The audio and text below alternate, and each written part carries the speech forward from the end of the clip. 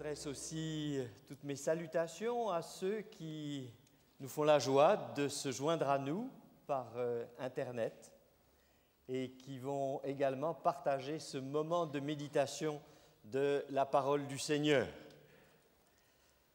Je pense que ce matin, il y a quelque chose qui ne vous a pas échappé dans l'ensemble de ce que nous venons de faire, où nous avons parlé d'adoration. J'ai choisi ce matin ce thème et je vais faire appel à vous aussi pour qu'ensemble nous puissions lire un certain nombre de textes dans les Écritures qui parlent de ce thème parce qu'il est un thème central pour la vie chrétienne.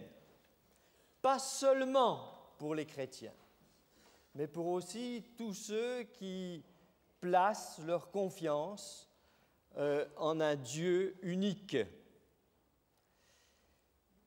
Il est curieux de voir que quand l'apôtre Paul aborde ce thème de l'adoration, il va le faire avec un aspect particulier. Nous sommes bien sûr dans ce que nous appelons le Nouveau Testament, et je vous invite à prendre avec moi dans l'Épître aux Romains, au chapitre 12, le verset 1er. Romains, chapitre 12, verset 1er. L'apôtre écrit « Je vous exhorte donc, frères, par les compassions de Dieu, à offrir vos corps comme un sacrifice vivant, saint, agréable à Dieu, ce qui sera de votre part un culte raisonnable. » Et si nous remontons quelques pages de notre Bible dans le chapitre 1er, toujours de cet épître aux Romains au chapitre 25, vous savez qu'il aborde ceux qui ont quelque part transformé ce qui devait être rendu à Dieu comme adoration et comme gloire, et il finit sa réflexion en disant « Ceux qui ont changé la vérité de Dieu en mensonge et qui ont adoré et servi la créature au lieu du Créateur, qui est béni éternellement. » Il parle donc de tout ce que Dieu va réprouver auprès de ces habitants de la terre qui ont changé l'objet de l'adoration. Pour ceux d'entre vous qui sont depuis bien longtemps dans l'Église adventiste, il y a un mot que nous connaissons bien dans le sens du culte, comme nous le vivons ce matin, qui nous rassemble. C'est celui de la liturgie. Et je dois dire que tout au long de ces 40 ans de ministère au sein de l'Église, j'ai vu effectivement la liturgie évoluer. La liturgie, c'est tout ce qui donne des formes à l'action de l'adoration, c'est-à-dire quelque ingrédient que nous allons mettre pour composer notre liturgie le sabbat matin a un seul et unique but, celui de l'adoration de Dieu. Alors les liturgies ont changé, parce que parfois on s'est rendu compte peut-être qu'elles étaient un petit peu trop arbitraires, qu'elles étaient un peu trop régulières et qu'il fallait apporter quelques notes nouvelles. Je crois qu'il ne faut pas être contre la nouveauté, mais nous devons toujours penser que lorsque nous préparons une liturgie de culte, c'est pour être sous une forme d'adoration de Dieu. Je fais un emprunt rapide parce que l'adoration va comporter aussi pour nous des manières de vivre cette adoration et de la vivre même physiquement au travers de ce moment de culte que nous voulons rendre à Dieu. Dans le livre de Luc au chapitre 1er, vous connaissez très bien cette scène, c'est Zacharie qui est là pour l'offrande du parfum dans le temple et on nous dit qu'il se tenait debout à droite de l'autel des parfums et à ce moment-là, l'ange Gabriel lui apparaît pour lui annoncer la naissance d'un fils tant espéré, Jean-Baptiste. Et ce premier texte, empreint du Nouveau Testament, nous montre donc cette attitude de révérence qu'avait Zacharie.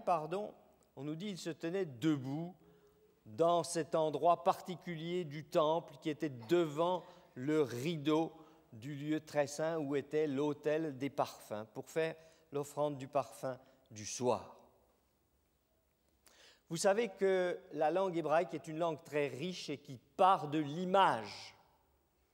Et nous, occidentaux, nous avons souvent beaucoup de difficultés avec cela, parce que nous sommes des gens qui raisonnons, qui aimons tirer des leçons de ce que nous lisons.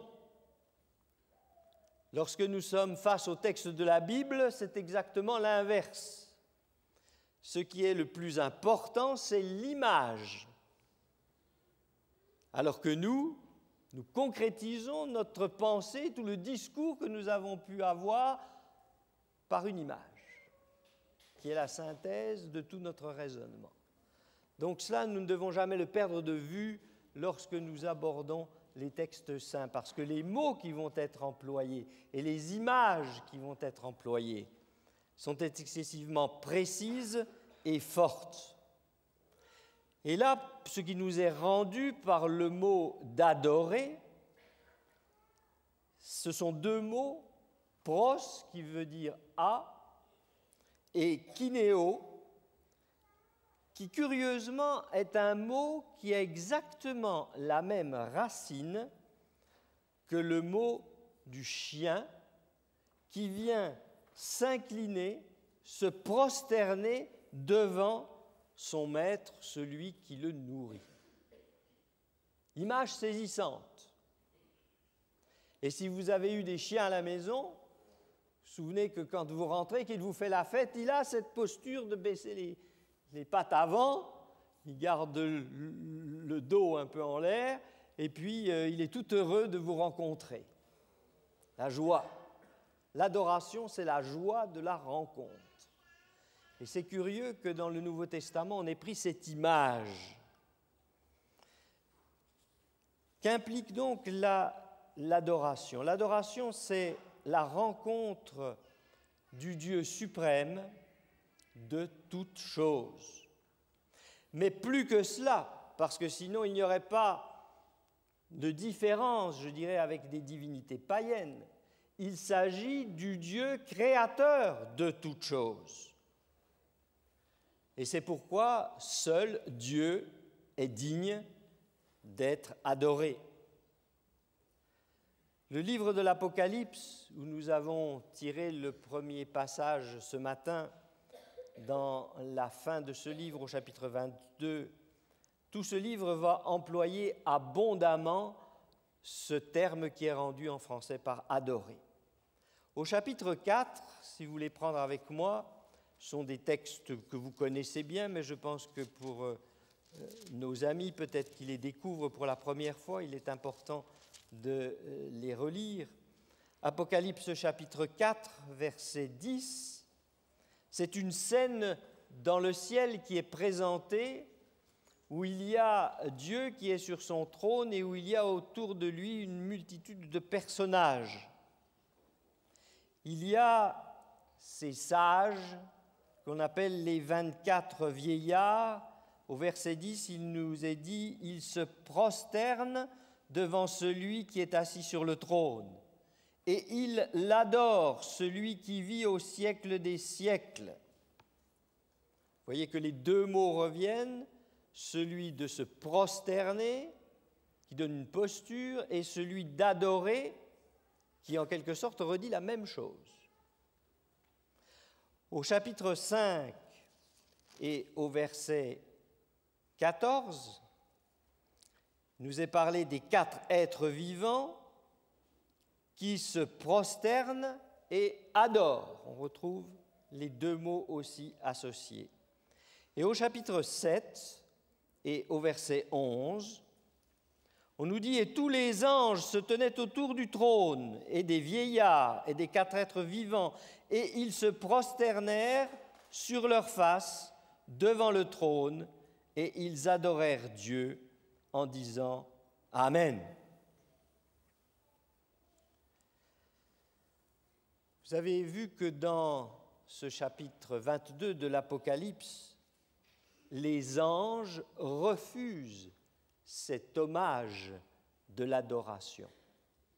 Puisque dans le dialogue qu'il y a entre Jean et l'ange, il lui dit qu'il n'a pas à s'agenouiller devant lui, qu'il n'a pas à même l'adorer, c'est-à-dire se mettre presque à plat ventre devant lui.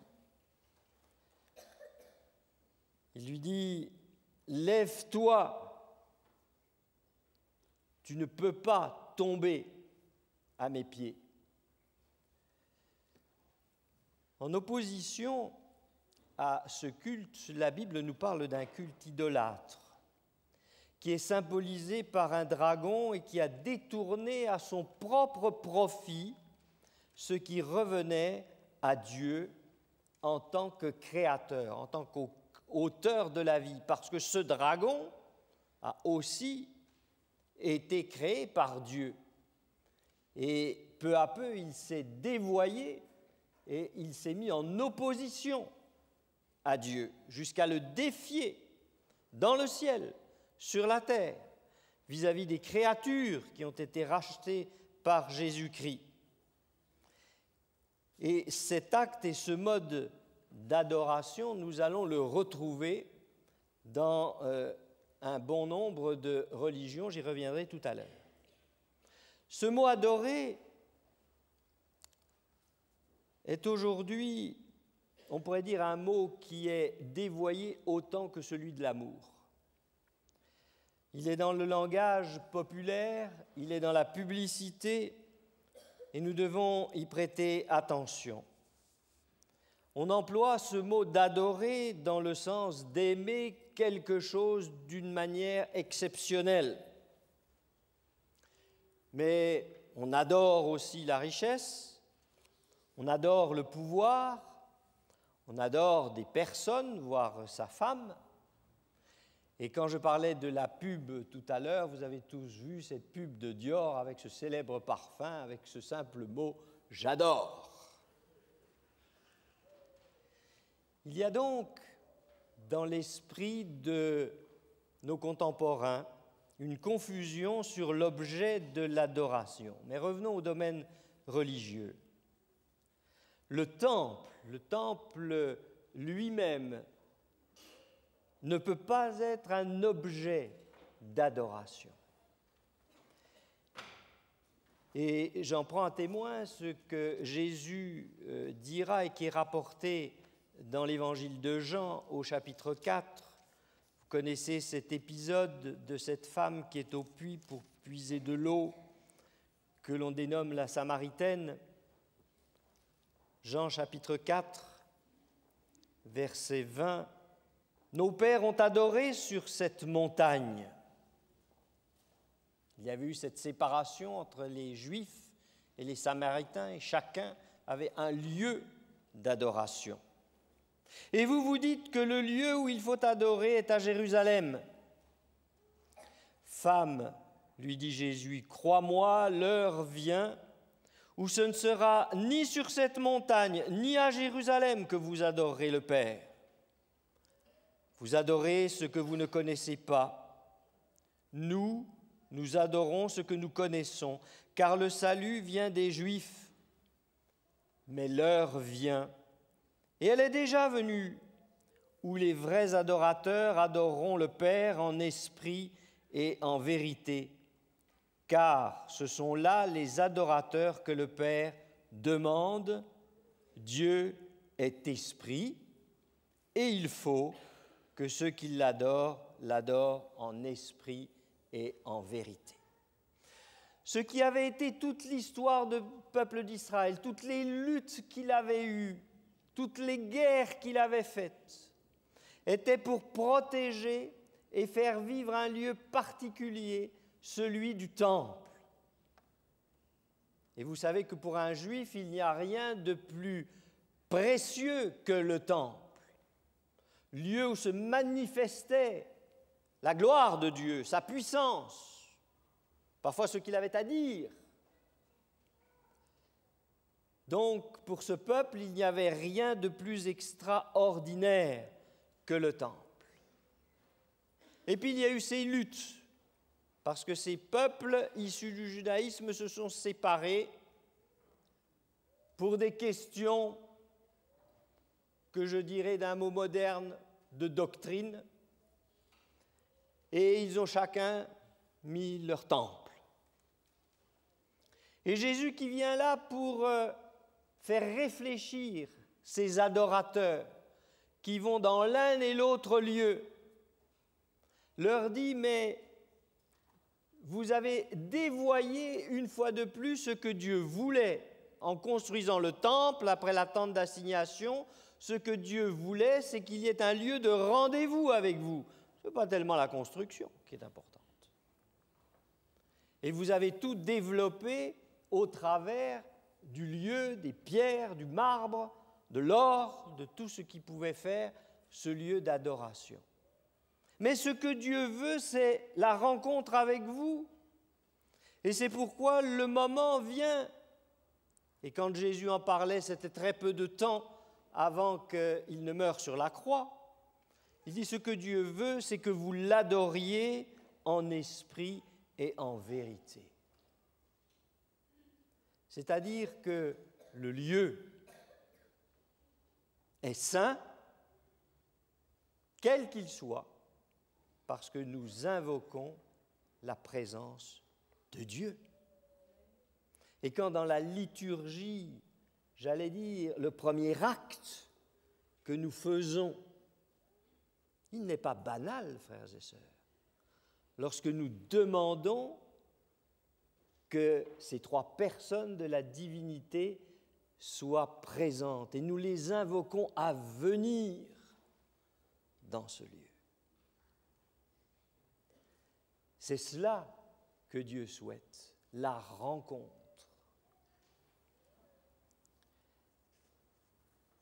Quand faut-il adorer? Quand on regarde les religions autour de nous, dans le monde, qui souvent se recoupent avec le même Dieu, qui porte des noms différents, on se rend compte qu'il y en a qui adorent le vendredi, d'autres qui adorent le samedi, d'autres qui adorent le dimanche, d'autres qui diront il faut adorer tout le temps, à tout moment, il n'y a pas un jour particulier. Moi, je reste attaché au texte de l'Écriture. Y a-t-il un jour particulier? Eh bien oui. Et Dieu en parle tout de suite. Quand Adam et Ève sont créés, que l'univers vient d'être créé, Genèse chapitre 2, quand furent achevés les cieux et la terre, et tout ce qu'elle contient, Dieu acheva au 7e jour son œuvre qu'il avait faite. Il se reposa au 7e jour de toute son œuvre qu'il avait faite. Et la raison du choix particulier, c'est la suite du texte. Parce que Dieu bénit le 7e jour, il le sanctifia, c'est-à-dire il le mit à part, parce que ce jour, il se reposa de toute son œuvre qu'il avait créée en la faisant. Oh, ce n'est pas un Dieu qui se fatigue. Ce n'est pas un Dieu qui avait besoin de repos. Mais les humains qu'il vient de créer, eux, ont besoin de repos. Rappelez-vous, quand on a changé l'ordre du calendrier sous l'Empire, on a fait des semaines de 10 jours. Eh bien, après cet essai, il a bien fallu vite revenir à une semaine de 7 jours parce que les gens avaient du mal à suivre le rythme. Tiens, c'est curieux, un clin d'œil sur les capacités que Dieu a données à l'homme dans cet axe travail-repos. C'est donc pas innocent. Et quand Dieu crée ce jour, nous sommes bien placés, nous le savons, c'est pour rencontrer ceux qu'il a créés. Première rencontre de ce premier 7e jour, de ce premier sabbat en Éden avec Adam et Ève, c'était pour la joie de la rencontre. Alors Dieu a béni ce jour Et c'est pourquoi nous disons souvent, si nous nous rencontrons ici le samedi matin, c'est parce que, en tant qu'être humain, dans ma vie, j'ai besoin de la bénédiction de Dieu. Et puis, parce que je veux respecter l'ordre des choses qu'il a mis en place. Parce que la référence, c'est la création. Alors les hommes, les écoles se sont battus pendant des siècles et elles continuent de le faire. Comment adorer? Quelle est la posture du corps qui est nécessaire pour l'adoration? Eh bien, vous savez que si nous respectons ce que nous avons dit sur l'image qui est donnée, eh bien, il y en a qui le font mieux que d'autres, je dirais. Il y a l'hindouisme, il y a l'islam, il y a le catholicisme lorsqu'il y a les fameuses cérémonies d'ordination des prêtres. Vous savez qu'il est allongé par terre.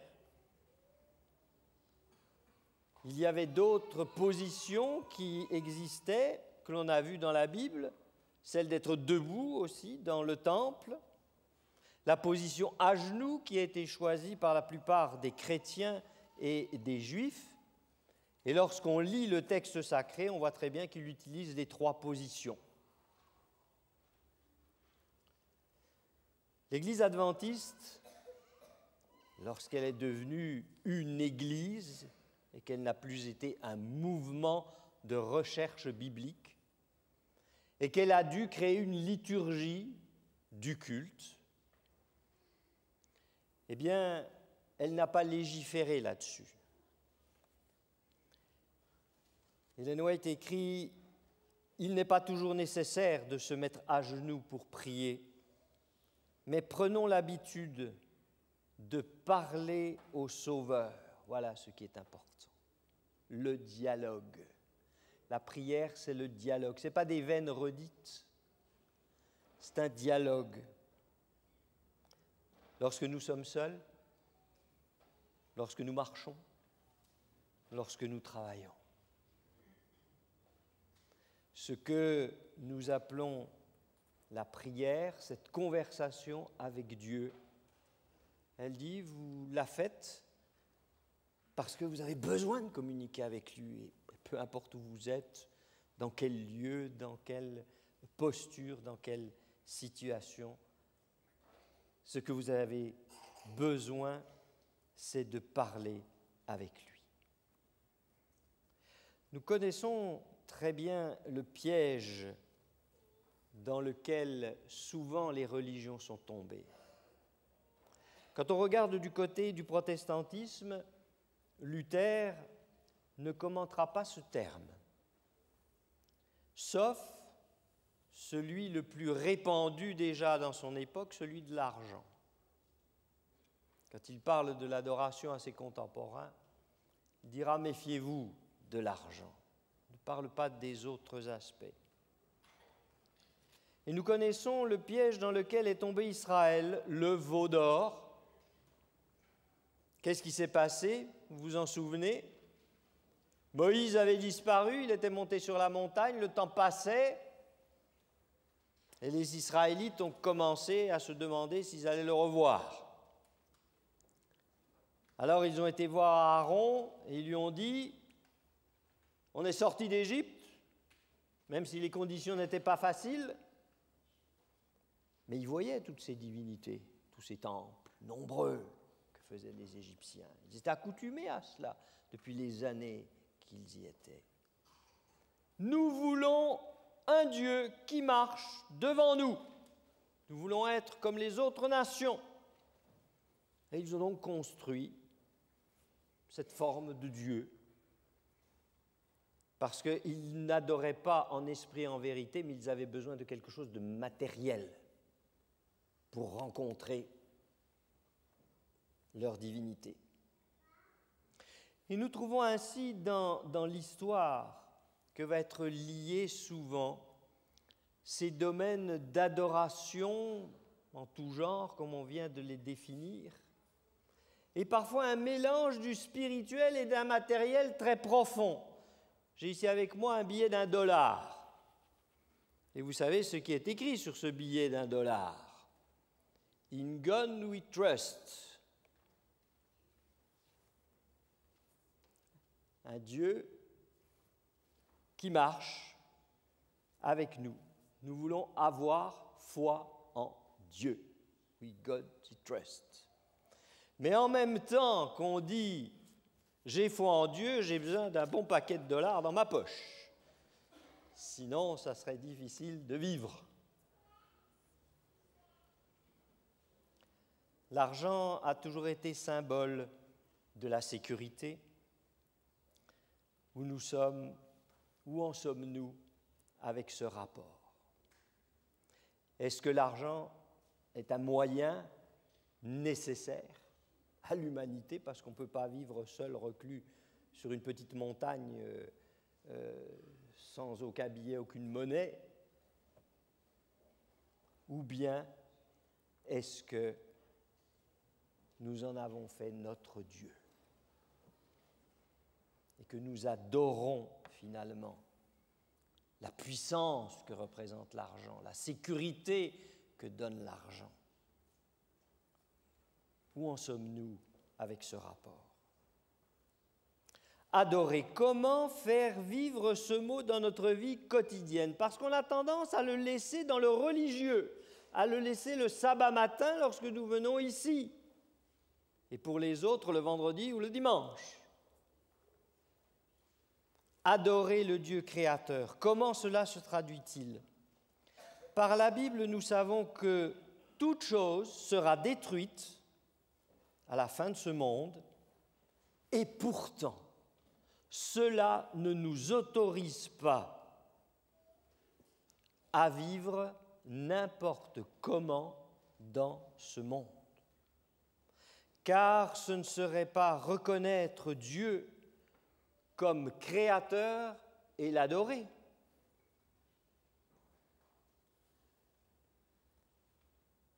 Notre Église, il y a quelques années, a créé le Geoscience Institute, qui montre tout son attachement à la nature. Il y a des pays qui se réveillent, je pense en particulier parce que je suis un petit peu la moitié, l'Espagne, qui a fait fi de la nature. Peut-être le pays au monde où on emploie le plus de quantité de pesticides et où la terre, on peut dire, est complètement morte. Et une revue qui est née il y a quelques années, Naturalia, qui attire l'attention de ces Espagnols en leur disant « Attendez, c'est bien beau d'avoir gagné de l'argent là, avec toutes les récoltes, d'avoir poussé la terre, d'en avoir toujours plus. Mais un beau jour, ça va être fini. Il est temps de vous réveiller. » Et on sensibilise cette population qui n'avait aucun soin pour la nature, dans aucun domaine. Notre comportement d'adorateur de Dieu dans ce monde va de pair avec le respect de la création et de l'environnement. Respecter la création, c'est respecter l'auteur de la création, c'est-à-dire Dieu. Et pour cela, nous avons à instruire nos enfants, non seulement dans le respect du sabbat, qui marque la fin de la création, l'achèvement, mais aussi en leur inculquant le respect de cette création. On doit prendre du temps pour les enseigner pourquoi et comment disparaissent des espèces animales, végétales aujourd'hui. Pourquoi il ne faut pas utiliser du papier sans raison, parce que le papier vient de ces forêts que l'on dévaste pour la fabrication. En nous impliquant dans les opérations de nettoyage de nos plages, de nos lacs, de nos rivières, en nous engageant dans une contamination minimale. Alors, il y a des choses auxquelles on a déjà le réflexe. On ne détruit pas n'importe comment les produits toxiques. On regarde lorsque l'on achète des produits ménagers. On a introduit chez nous des poubelles différentes pour les déchets. Mais mes amis, qu'en est-il de nos achats compulsifs avec tous les appareils électroniques? Vous savez que pour les créer, il y a des métaux rares dans le monde, ce qui en fait d'ailleurs la valeur. Et parce que de plus en plus on consomme et on consomme, on vide la terre complètement de cette ressource, de ces ressources naturelles. Réflexe à acquérir pour se débarrasser des papiers. Oh, nos enfants sont très bien éduqués à la maison très souvent. Mais quand ils franchissent la porte de la maison, c'est aussi un peu différent. J'habite devant une école maternelle et je vois ces charmants petits bambins qui passent, qui défont les barres de chocolat et le papier, paf! Alors évidemment, il n'y a pas une poubelle tous les 5 mètres dans la rue, mais ils pourraient prendre le papier, le mettre dans la poche et à la maison le mettre dans la bonne poubelle. Oh, c'est tellement plus facile de... Puis le vent porte ça, et ainsi de suite.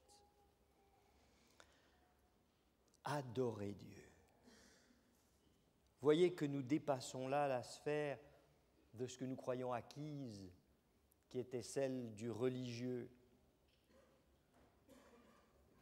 Que disons-nous à nos enfants dans le choix de leur profession? Sera-t-elle une profession qui contribue à sauver l'environnement ou à le détruire? Ou est-ce que nous n'abordons jamais le problème pour leur réflexion? Alors que nous avons la chance de vivre encore ici dans un pays démocratique, savons-nous nous impliquer par le soutien du vote auprès des élus locaux qui défendent cette manière de vivre et de respect de la nature? Je conclurai ce matin. Voyez qu'adorer le Dieu créateur va infiniment plus loin dans notre vie quotidienne que simplement la posture du corps au moment de la prière. Que le Seigneur donc nous inspire, qu'il fasse de nous des créatures, ces créatures, qu'elles deviennent plus responsables, plus conséquentes dans leur vie, dans leur comportement, parce que adorer Dieu, cela se fait à tous les moments de notre vie et au travers, pas seulement de nos postures et de nos paroles, mais aussi de nos actes. Que Dieu nous y aide. Nous en avons tous besoin pour la gloire de Dieu, de cette création qu'il a voulu, que le péché, bien sûr, a abîmé, mais où nous ne devons pas être les associés de ceux qui détruisent, mais de ceux qui protègent l'héritage.